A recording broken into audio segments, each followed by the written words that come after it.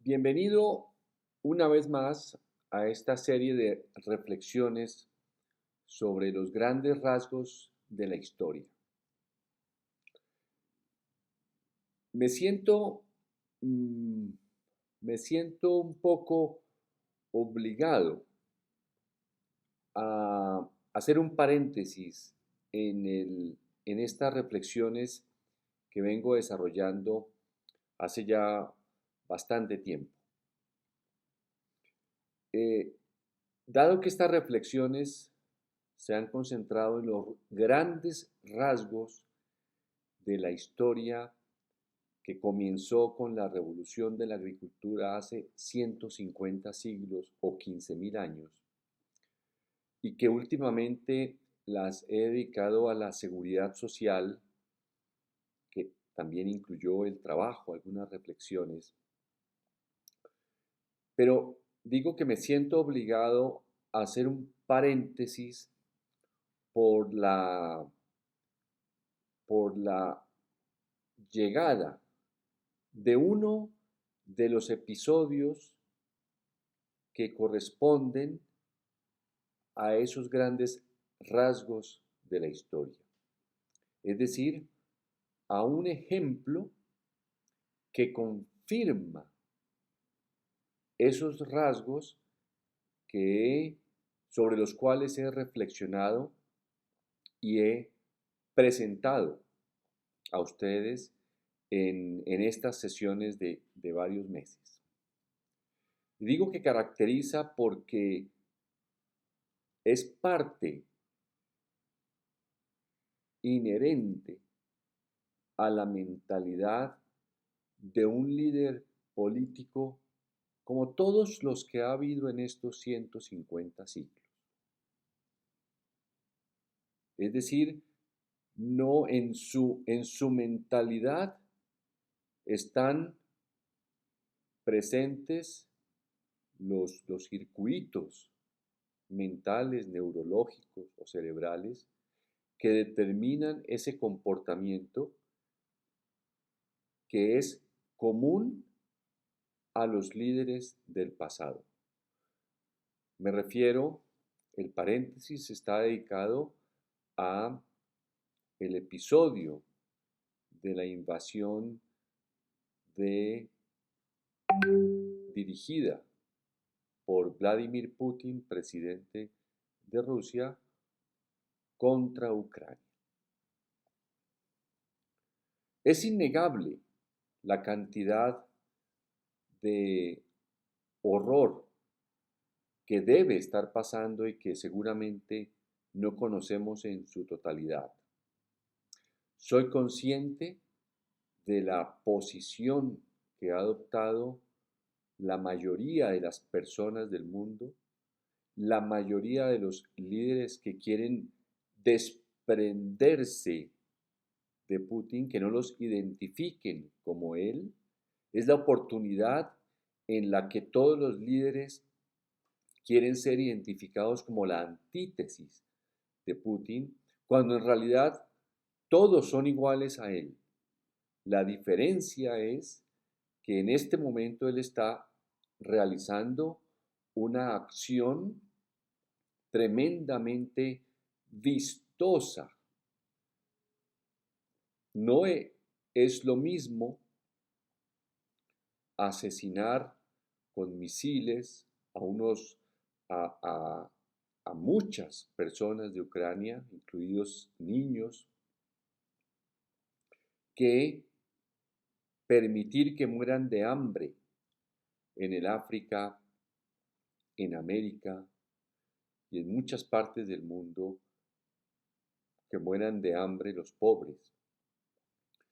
El efecto, los líderes en general crean destrucción porque dividen a los pueblos, todo por mantener el poder.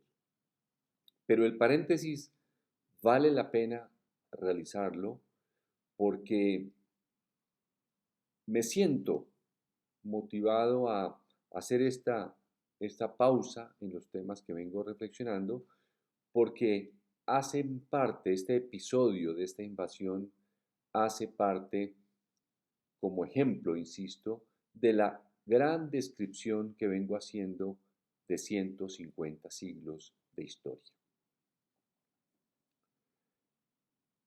Fíjese usted que la Unión Soviética desaparece hace un poco más de 30 años. El muro de Berlín cae en 1989,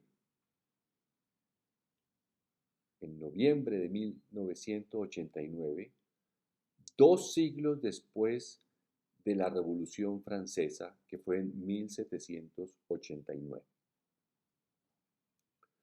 El muro de Berlín cae por ese fracaso de la primera experiencia o el primer experimento o el primer desarrollo político de un sistema en el que se pretendía que dominara la clase trabajadora,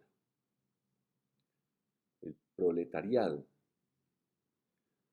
Ese primer experimento fracasa.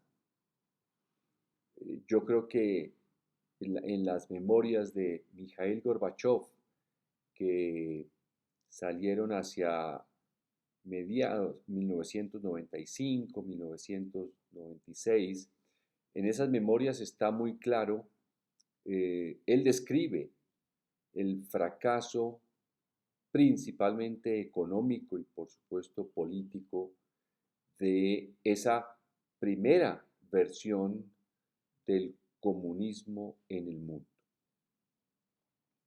Recuerde usted que el socialismo es muy nuevo. Realmente nace como un efecto de todas las reflexiones intelectuales, filosóficas, sociales, económicas que surgen con la Revolución Francesa. Entonces, ese primer experimento falla, fracasa,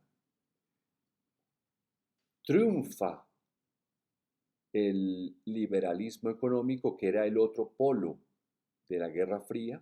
Recuerde usted esa Guerra Fría que nace después de la Segunda Guerra Mundial. Vivieron en tensión durante buena parte del siglo XX. Al triunfar uno de los dos polos, el otro desaparece. Luego, la gran esperanza era que el liberalismo económico, con su globalización y el nuevo orden mundial que declaró George Bush, papá del presidente George Bush de comienzos de este siglo, ese nuevo orden mundial iba a traer prosperidad para todos, dado que ya no se iba a tener esa polarización. ¿Qué imaginaría uno igual que cuando pasó o sucedió lo de la Revolución Francesa? Pues que se derrota un régimen opresor, se derrota un régimen injusto, a unos monarcas inmensamente poderosos que no conocían las necesidades de su pueblo, y entonces surge la Revolución Francesa y, como dijimos en alguna intervención, Napoleón, en vez de concentrarse en desarrollar esa revolución, prefiere, o más bien su cerebro ambicioso de poder, lo lanza por Europa para guerrear hasta asesinar millones de personas.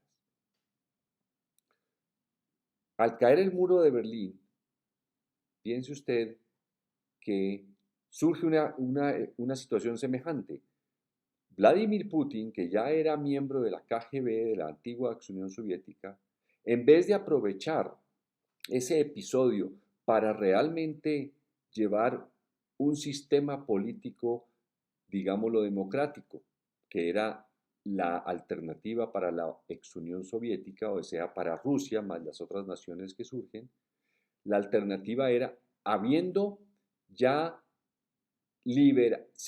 liberado de la opresión del régimen comunista, uno esperaría que se dediquen a construir una democracia. Y había suficientes profesores y asesores para hacerlo. Estados Unidos, Europa, le habrían prestado, le habrían ayudado en todos los aspectos que él hubiera querido para construir una democracia.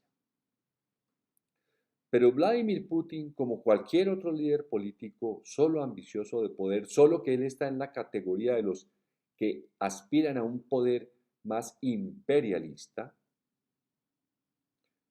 comienza es a armar un sistema, una, una dictadura, pero ya no del proletariado, sino que piense usted que engañar a Estados Unidos es muy fácil.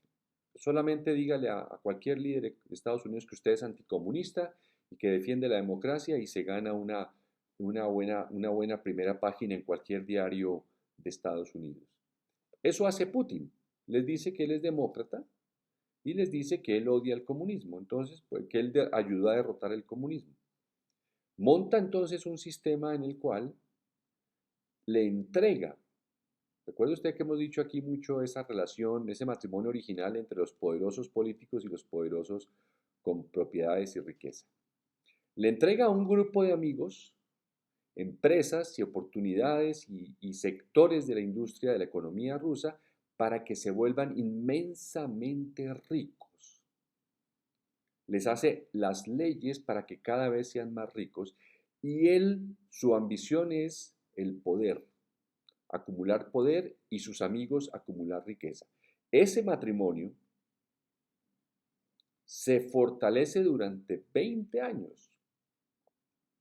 Y ya esta guerra de Ucrania no es la primera. Piense usted en lo que sucedió en Chechenia, lo que sucedió en Crimea, y constantemente él, en vez de construir una economía, un sistema, una democracia, lo que queramos llamarle, insisto en que es un paréntesis solo para mencionar un ejemplo, pero es para demostrar una vez más que el mundo está dominado es por esos seres que solo quieren acumular poder y se asocian en estrecha alianza con amigos a quienes hacen ricos para que les ayuden a mantener el poder. Vladimir Putin, pienso yo, él podría incluso preferir en algún momento una catástrofe nuclear y con la esperanza de que algún día se escriba de él algo que lo asocia a un héroe, a un mito ruso. Él empezó la guerra y realmente, como toda guerra, pues nadie sabe cómo va a terminar. Él lo que quiere él lo que tiene es un cerebro que lo lanza a estas acciones de construir las bases para acumular poder cada vez mayor. No hay, si tiene que matar infinidad de niños, lo va a hacer, pero él no cree que va a terminar en un tribunal por crímenes de guerra. No, él en este momento cree es que va a ganar y seguramente apelará, como ha apelado a los 20 años que lleva en el poder, a las mentiras constantes y se enfrentará a Occidente.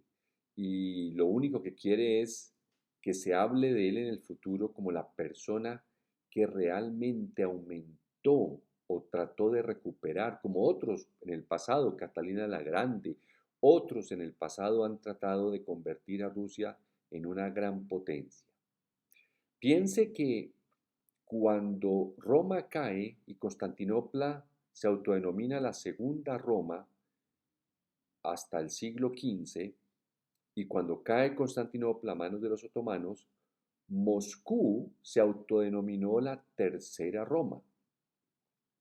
Luego estamos hablando de una ciudad y de un país y de una región del mundo que constantemente tiene líderes con unas ambiciones descomunales como los hay en Europa, los hay en Asia, los hay en América, los hay en todas partes.